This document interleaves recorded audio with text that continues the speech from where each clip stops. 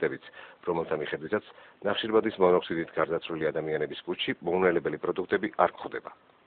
განსხვავებულია მხოლოდ ზურაბ ჟვანიას და რაულ იუსუფოვის მონაცემები, სადაც ნახევრად მონელებულმა პროდუქტებმა რაულ იუსუფოვის შემთხვევაში 500-600 მილილიტრი, ხოლო პრემიერ-მინისტრის შემთხვევაში 700-800 მილილიტრი შეადგინა.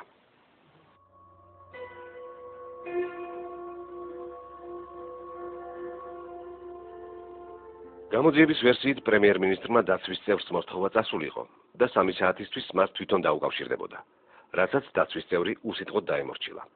თუმცა დაცვის წევრმა მისივე ჩვენებით 3:30-ზე, ანუ 9 საათით ადრე თვითონ დაიწყო ინტენსიური რეკვა ჟვანიასთან, რათა შეეტყობინებინა, რომ ადგილზე იმყოფებოდა. ამის გარდა, გამოძიების ვერსიით ძაძამიას შემთხვევის ადგილზე დაბრუნების შემდეგ ბინის მიმდებარე ტერიტორიაზე პატრულირებდა. სწორედ იმ დროს მოიმატა გაზის წნევამ და თბილგაზის საავარიო სამსახურმა გაზი გადაკეტა. გაზის რეგულატორი კი იმ კორპუსის შესასვლელთან მდებარეობს, სადაც პრემიერ-მინისტრი იმყოფებოდა. გაზის რეგულატორი რამდენიმე მეტრითაა დაშორებული იმ ავტოსადგომიდან, სადაც დაცვის წევრმა ტელეფონის აკუმულატორი დამუხტა. დაცვის წევრმა კი ვერ შენიშნა ან საეჭვოდ არ მიიჩნია თბილგაზის საავარიო ჯგუფი.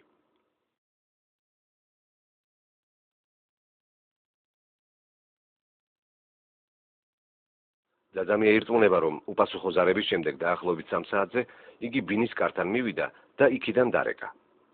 ბინიდან მობილურზე შემავალი ძალისხმა მოესმა, მაგრამ პრემიერი არ პასუხობდა. მან ჩაამსხვრია ფანჯრის მინა და დაინახა პრემიერი, რომელიც სავარძელში იჯდა და დაძახებაზე არ რეაგირებდა. რის შესახებაც ძაძამიამ დაცვის უფროსს შეატყობინა. დაცვის უფროსი კობა ხარშილაძე შემთხვევის ადგილზე 4 საათზე მივიდა. მიხეილ ძაძამია ფარულ ჩანაწერში აღწერს, როგორ შეაღწიეს ბინაში. მე ეს განაყოფები ვარ შეხოიც, იმას მივარდი ხელი და დავაწყე გაიგო თავისი ჩვეულებრივად არანაირი. ძალადა რამე არ მიყარ, შეიღო ფანჯრები რა. ძაძამია ამბობს, რომ ფანჯარა გარედან ხელის მირთმით შეიღო. ეს ჩვენება კი წინააღმდეგობაშია საგამოძიებო ექსპერიმენტის შედეგებთან, რომელიც შემთხვევის ადგილზე გენერალურმა პროკურატურამ ჩაატარა. ჩვენ გრაფიკულად დავამუშავეთ ის ინფორმაცია, რომელიც საგამოძიებო ექსპერიმენტის ერთ-ერთი მონაწილისგან მივიღეთ.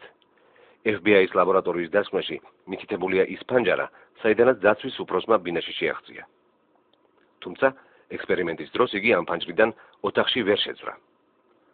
ამის შემდეგ მან განაცხადა, რომ ოთახში ფანჯრის ამ ნაწილიდან შეაღწიეს. თუმცა დაცვის უფროსმა ეს ფანჯარაც ვერ გააღო. რადგან ფანჯარა შიგნიდან აღმოჩნდა საკეტით ჩაკეტილი.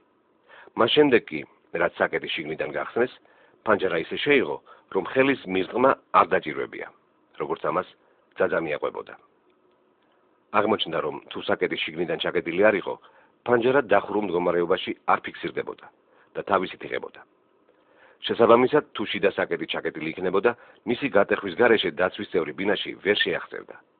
ხოლო ღია საკეტის შემთხვევაში ოთახში ნახშირბადის მონოქსიდი ვერ დაგროვდებოდა. ძაძამია ამბობს, რომ ბინაში გაზის სუნი იდგა და შიშინი ისმოდა, რის გამოც ხარშილაძემ უთხრა მას, რომ გამათბობელი გამოერთო. დავინახე გაზი ენცოტო არ ვერ მიწუდა. ხო, მაგონდა ყობა მითხრა გამორთი ამის დედა მომხანო და გადავკეტე. გამოძიების ვერსიით დაცვის წევრები ბინაში 4 საათზე შევიდნენ. თბილგაზის საავარიო სამსახურმა კი გაზი 3 საათზე გადაკეტა. ანუ ძაძამია და ხარშილაძე ბინაში ვერც გაზის სუნს იგრძნობდნენ და ვერც შიშინის ხმას გაიგებდნენ.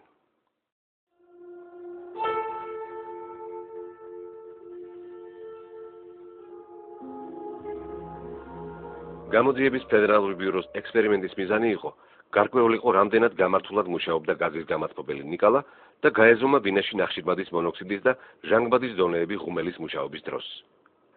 ექსპერიმენტი 12 საათზე დაიწყო, რომელიც 4 საათი და 46 წუთი მიმდინარეობდა. ჟანგბადის საზომმა დანადგარმა ღუმელის ანთების დროს 20.4% აჩვენა და ექსპერიმენტის განმავლობაში 18.4%-მდე შემცირდა. FBI-ის ლაბორატორიის დასკვნაში მოცემულია ცხრილი, თუ როგორი ფიზიოლოგიური ზეგავლენა შეიძლება მოახდინოს ჰაერში ჟანგბადის პროცენტულმა კლებამ ადამიანის ორგანიზმზე. 20.9% ჟანგბადის ნორმალური კონცენტრაციაა. 19% შეუმჩნევლ არასასურველ ზეგავლენას იწვევს. 16%-ის შემთხვევაში შენელებულია აზროვნება და გაუარესებულია კოორდინაცია. 14%-ზე იგრძნობა უჩვეულო დაღლილობა და მოდუნება. გართულებულია აზროვნება. 12.5%-მა შეიძლება გამოიწვიოს გულის პერმანენტული დაზიანება, გულისრევა და პირღებინება. 10%-ის დროს გონების დაკარგვა, კონვულსიები და სიკვდილი. ტესტირების დროს ჟანგბადის პროცენტული რაოდენობა 20.4%-დან 18.4%-მდე შემცირდა, რაც ცხრილის მიხედვით მხოლოდ უსიამოვნო ფიზიოლოგიურ შეგრძნებებს იწვევს და სიკვდილის მიზეზი ვერ იქნებოდა.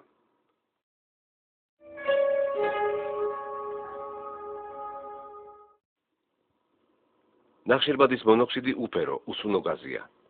იგი არასრული წვის პროდუქტია. CO-ს უჯრედულ დონეზე უნარი აქვს ბევრად უფრო ადვილად მიუერთდეს ადამიანის სისხლში ჰემოგლობინს, ვიდრე ჟანგბადი. ანუ სისხლში CO ჟანგბადის ადგილს იკავებს და სისხლი ვეღარ ახერხებს ორგანიზმის ჟანგბადით მომარაგებას, რაც სიკვდილს იწვევს. ნახშირბადის მონოქსიდის გასაზომად ამერიკელმა ექსპერტებმა მოცულობითი საზომი ერთეული ppm-ი გამოიყენეს, რაც ქართულად 1 მემილიონეთ ნაწილს ნიშნავს. ექსპერიმენტის დროს ჰაერში ნახშირბადის მონოქსიდის მოცულობა 4 საათისა და 46 წუთის განმავლობაში 3 ppm-დან 6 ppm-მდე გაიზარდა. ამერიკული ჯანდაცვის სტანდარტებით კი სიცოცხლისთვის სახიფათო ოდენობა 1200 ppm-ს შეადგენს. ანუ ექსპერიმენტის დროს დამადგარების მაჩვენებელი 200-ჯერ ნაკლები იყო სიცოცხლისთვის სახიფათო მოცულობაზე. ნახშირბადის მონოქსიდი წარმოიქმნება არასრული წვის დროს. FBI-ის დასკვნის მიხედვით კი ექსპერტებმა ნიკალას გამათბობელზე ვერ აღმოაჩინეს ნახშირბადის ანუ მურის კვალი, რაც დაადასტურებდა არასრულ წვას გამათბობლის მუშაობისას. უფრო მეტიც, ჩვენ მოვიპოვეთ ნახშირბადის მონოქსიდით დაღუპული ერთ-ერთი მსხვერპლის ბინიდან ამოღებული გაზის გამათბობლის ექსპერტიზის მასალები. ამ მასალების მიხედვით გამათბობლის მოწყობილობებში მურის შრეები აღმოჩნდა, რაც ექსპერტის დასკვნით არასრულ წვას და ნახშირბადის მონოქსიდის წარმოქმნას მოწმობდა. აქედან გამომდინარე, სრულიად აუხსნელია, როგორ გამოყოფდა საბურთალოს 53-ში გაზის გამათბობელი ნახშირბადის მონოქსიდს, თუ ფედერალური ბიუროს ექსპერტებმა მასზე მურის კვალი ვერ აღმოაჩინეს.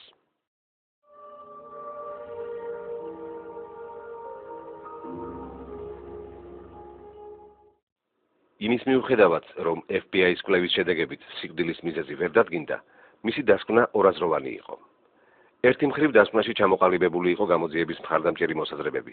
ციტატა დასკვნიდან. ექსპერტიზის მონაცემების ანალიზის დროს არაფერი შეიმჩნეოდა ისეთი, რაც ეწინააღმდეგება საქართველოს მთავრობის წინასწარ დასკვნას, რომ სიკვდილის მიზეზი ნახშირბადის მონოქსიდით მოწამვლა იყო, რაც გამოიწვია არასწორად დამონტაჟებულმა გამათბობელმა. მეორე მხრივ, იგივე დოკუმენტში იყო საწინააღმდეგო დასკვნებიც. გამოძიების ფედერალური ბიურო აღნიშნავს, რომ თბილისში ჩატარებული ექსპერტიზის დროს ნახშირბადის მონოქსიდის კონცენტრაციას არ მიუღწევია და გადაუჭარბებია CL ან IDLH იგივე სიცოცხლისთვის სახიფათო სტანდარტებისთვის. არსებული წინააღმდეგობების გამო FBI-ის დოკუმენტის შესწავლა და ანალიზი გერმანელ ტოქსიკოლოგს ფრენკ ბაუმანს ვთხოვეთ. Ja, ich habe dieses Gutachten. დავიკითხე ექსპერტიზა და უნდა ვთქვა, რომ იგი ძალიან არადამაჯერებელია. ექსპერტიზის დასკვნები ურთიერთსაწინააღმდეგო